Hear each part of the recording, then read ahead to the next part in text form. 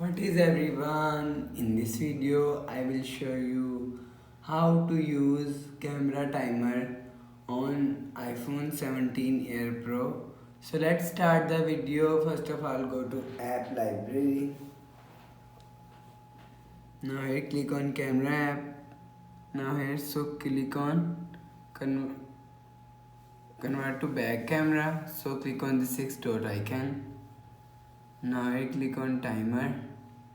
You want to select time 3 second, 5 second and 10 second. After selecting time, click on screen, you will see, and click on this icon. You will see after 3 seconds picture is captured. So after the process, go back to home screen.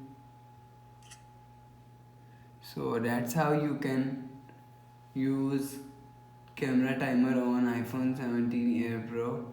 So if you like the video, please subscribe. Thanks for watching.